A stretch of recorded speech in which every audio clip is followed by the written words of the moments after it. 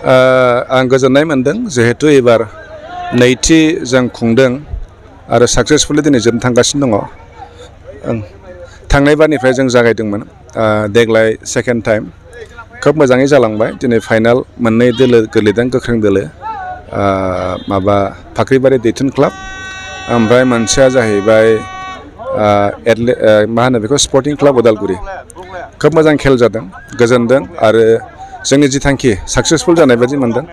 जोंनि आसोल थांखियानो जाहैबाय बेवहाय जोंनि स्पर्ट्सनि मोनसे इनभाइरनमेन्ट क्रिएट खालामनाय, जाहाथे जों बेनि गेजेरजों थुलुंगाखांहोनो हायो। बे हिसाबै जोङो बेखौ खुंनायनि उनावहाय एभ्रि इयार जों कचिंनिबो बेब'स्था खालामदों। अलरेडि जों कचिं खालामजेनबाय आरो थांनाय बारनिफ्राय जोङो मोनसे फुटबल टिमबो जों खालामजेनबाय। दा थांनाय बाराव जों लकेलनि प्लेयार्स लोगोसे बाहेरानि प्लेयार्स लानानै जों गुबुन गुबुन जायगायाव गेलेहैबाय। बेहायबो जों खोब मोजां रिजाल्ट मोननो हादों। ओंखायनो जों साक्सेस जानाय बायदि मोनदों आरो ओंखायनो उननि समावहाय जोंनि जि थांखि जों बेखौ मावलांबाय थागोन। जोंनि थांखिया जाहैबाय जेरैखि जाया स्पर्ट्सनि इनभाइरनमेन्ट जोंनि बे गोदान गोदान लाइमोनफोरनि गेजेराव जोंहा सोबफिननांगौ। खेला दुला एनि खेला, नट अनलि फुटबल, जों बिनि सायाव खामानि मावलांनो थाखाय जों आवगायबाय थादों आरो बेवहाय जोंबो जथेस्थ' सहाय होदों। जोंनि रायजो राजाफ्राबो जथेस्थ' सहाय होदों। आं दिनै नोंथांमोननि गेजेरजों बिथांमोनखौबो आं रोजा रोजा साबायखर बावदों। साराबो बेयाव गोबां बिहोमा होदों। दङ, आङो मेनलि जों सिन्था खालामनानै जिहेथु जोंनो खुंनो थाखाय मोनसे आफाद नांगौ, गामिनिनो आफाद बासिराम जोहोलाव आफाद, जों बेखौ लादों। बिथांमोनानो खुंदों। बिथांमोना जोबोद खस्थ' खालामदों। गामिनि आफादजों लोगोसे जोंनि गामि खाथिनि जेसेबां जोंनि समाजनि थाखाय सानग्रा बिथांमोना जोंखौ हेफाजाब होदों। आंथ' गामिनिखा नोंथांमोना मिथिखाबाय।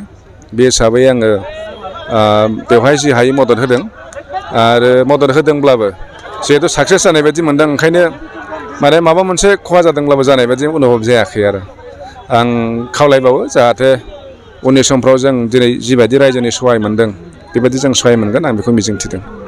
खुलुमबाय, नोंथांमोननि चेनेलखौ आं गिबियावनो बरायग्रोदों बे बानजाय आफादनि जानानै। जे थांनाय 2022 मायथाइयावनो जोङो बे राङागरा गामिखौ गायसनलांनाय जेसेबांखिनि रुंसारिफोर दङ, जे गामि गायसनफैबाय दिनैसिम बे स्टेटाससिम लाबोनाय, बे बिथासिम लाबोनाय बिथांमोननि निस्सय बिहोमा दङ। दा बेवहाय जोङो एज ए सुबुं हिसाबै आरो जों रुंसारिफोरखौ निस्सय सिबिनांगोन, बिथांमोनखौ मान बावनो रोंनांगोन। मान बावनायनि गेजेरजों बिथांमोननि मुङावनो जोङो बेवहाय मोनसे मोजां समायना मोनसे गेलेग्रा फोथार दङ जोंहा। बेवहाय बिथां माजबाद समस्तिनि MLA सराम बर' बिथांनि गाहायै बानजायनाय बिथांनिनो हेफाजाब थुलुंगा मोनफ्रोमबो दिगावनो दङ। बिथांनि दैदेननाय, बिथांनि साननाय आरो जोंनि ओनसोलनि जौगाबोनाय माखासे यां जेनेरेसनफोरनि साननायजों जोङो नंबाय जे बेवहाय जों मोनसे खेल फाथिनांगोन बिथांमोननि मुङाव।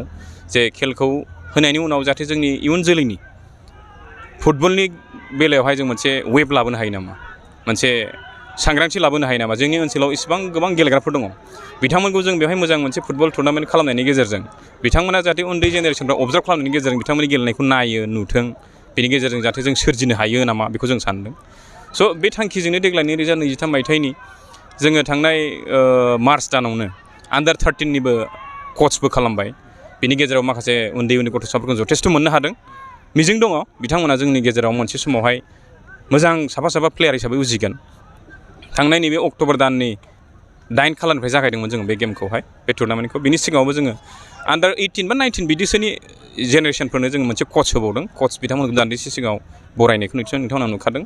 बे कच होनायनि गेजेरजों जों गोबां माने गेलेग्राफोरखौ नुबाय आरोखि, दङ जोंनाव आरोखि। जों फैगोन, जोंनाव मोननो हागोन आरो फैगोन 2024आव जोंहा मोनसे 100% मोनसे मिजिं दं, जोंनाव मोजां प्लेयार मोननो हासिगोन आरो जोङो।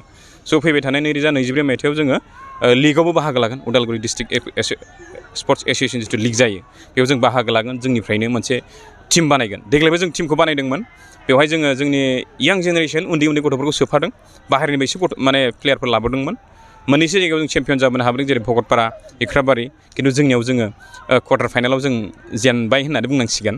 दा उननि समाव जोंहा मोनसे मिजिं दं आरो प्रि प्लेन दं आरो जे मोजां मोनसे राफोद बे राङागरा गामिखौ गाहाय खालामनानै बे ओनसोलाव थानाय मोनफ्रोमबो गामिनिफ्राय जों माखासे प्लेयारफोर लाबोगोन, जुनियर गथ'फोरखौ बोखांबोगोन, जाहाथे जोङो फिउचाराव मोनसे फुटबल माने नट अनलि फुटबल, स्पर्ट्सनि बेलायाव मोनसे वेब लाबोनो जों नाजादों आरोखि बे टुर्नामेन्टनि गेजेरजों।